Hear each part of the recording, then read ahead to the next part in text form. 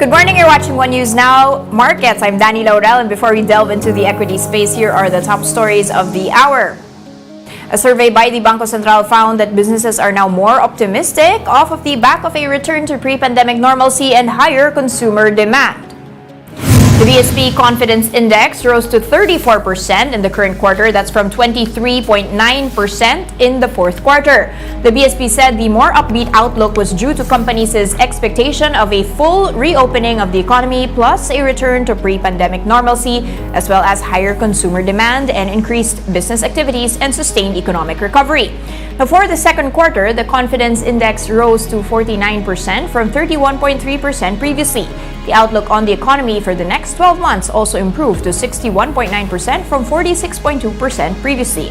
The BSP polled more than 1,500 companies in the survey held from January to March. Now, infrastructure spending by the government jumped to more than 1 trillion pesos last year. Data from the Budget Department showed that infrastructure and other capital outlays rose 13.4% to 1.02 trillion pesos in 2022 from 895 billion pesos in 2021. The agency said this exceeded the government's 979 billion peso program due to higher than expected disbursements by the Public Works Department and the Transportation Department. The bulk of the DPWH spending went to the implementation of regular infrastructure projects such as national roads and bridges, and on the other hand, disbursements by the DOTR went to the Cebu Bus Rapid Transit Project as well as other projects. It's officially the last day of the first quarter of 2023. Where do we go from here? Here to help us take stock, we have with us Ed Francisco, President of BDO Capital. Good morning, Sir Ed. Welcome back. Good morning, Danny.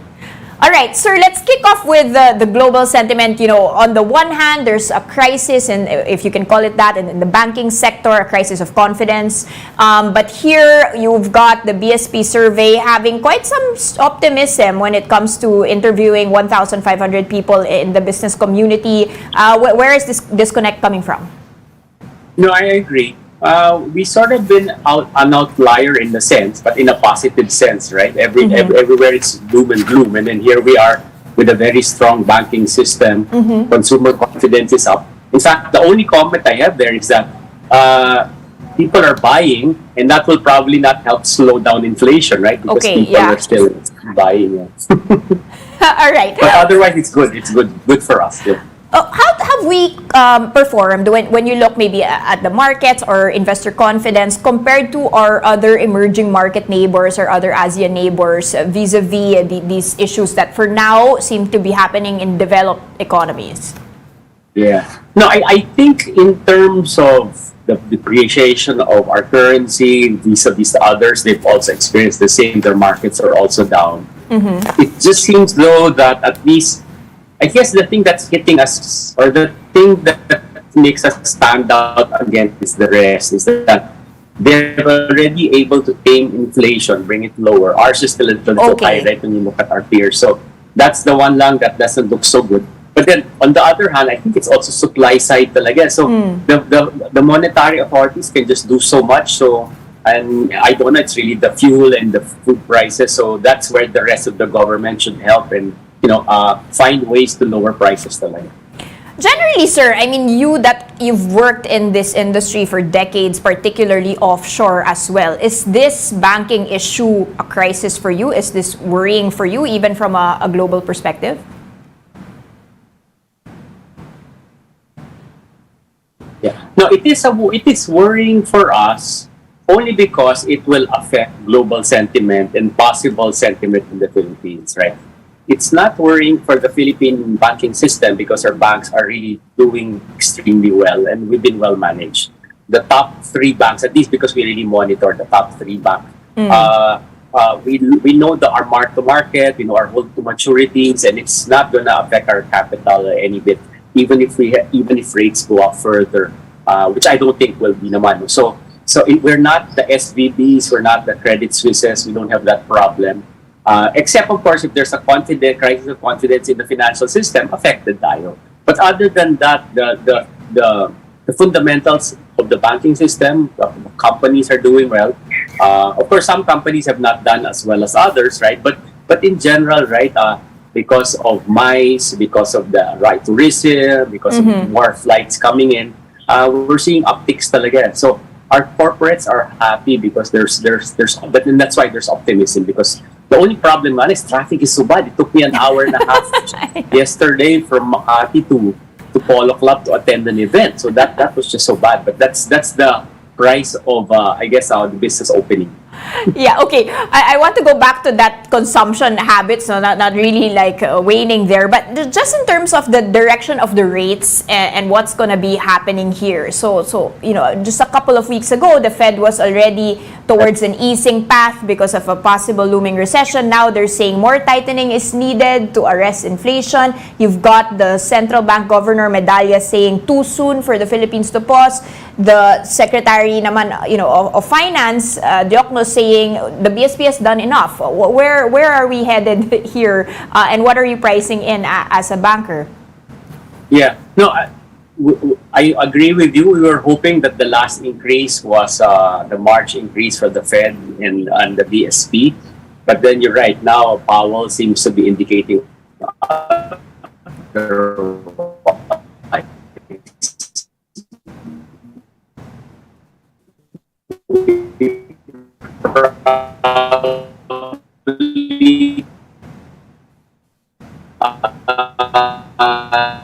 and of course, still high. All right, we seem to have lost Sir Ed. We'll try to get him back, but let's take a quick peek at how our index is opening this Friday morning. We are down by 0.5%, trading at 6,600 levels here this morning. Let's take a quick peek at our movers for this Friday. Let's just pull out the one-day chart for you guys here. All right, we've got only actually 5 in the green this morning, led by DMCI and Emperador. On the downside, however, you've got Ayala Land being sold off, down by 1 9/10%, followed by JG Summit and Alliance Global sitting out, or at least pulling down the rest of the index. We'll be back with more stories after the break. Keep it here on One News.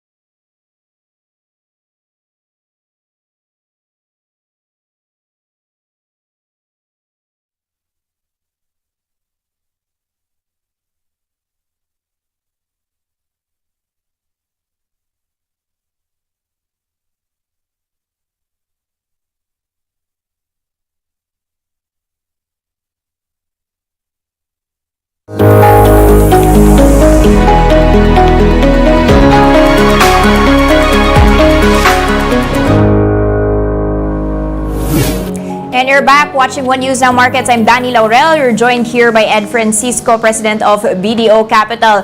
Ed, we were discussing regarding the rates direction and where that's going to go, with the two polls here happening. Give us your insights on that. Yeah, no, we're really expecting rates to taper or peak in March and then slowly go down or be stable. But then you're right, Jay Powell seems to indicate otherwise, and I think Mr. Medalla will probably follow a little, maybe even slower. So the key really is supply side. What can the country do, what the government to reduce food prices and fuel, because those are the largest components. There's just so much that can be done from raising rates, right? And then already, So, sir, you mentioned earlier on that our consumption habits are still pretty strong. You mentioned the traffic that's going on here, but at the same time, there's other indicators here that seem to show that people are starting to save money. The salary loans are increasing. People are struggling to make ends meet. What's going on? Is this still revenge spending? Is this a fundamental growth that we will be seeing this year? What's the recovery story looking like in terms of the retail space and the consumption space? Okay. Well, admittedly, right, we have this pyramid, unfortunately, in the Philippines, right, where maybe the 5% is really coming, or the 5% of the population represents majority of the GDP. Correct. So at least when I go to the malls and I talk, of course, to my parent company, numbers are pretty strong. Even their competitors, when you hear reports from Robinsons, even the Gutianums. So and even PAL is already bringing out their planes because there's more flights already. So it's very positive in that sense, right? And even Meralco is now telling us to prepare for brownouts, and they have emergency agreements. Otherwise, there's not enough electricity. So that's it's a nice problem to have. Okay. It's not slowing down as much yet, and that's why inflation might remain high. Okay, what about the bottom line in terms of earnings? What are we going to see in the first quarter compared to, the stellar two past quarters that we had of last year that exceeded expectations even amid a high inflationary environment? Yeah. No, I think that's been factored in because in a way some of the corporates are already able to pass on some of the cost increases, but they were resisting doing that initially. Para hindi naman masyadong masakit sa consumers. They're able to slowly do that. So I think their margins are going to improve.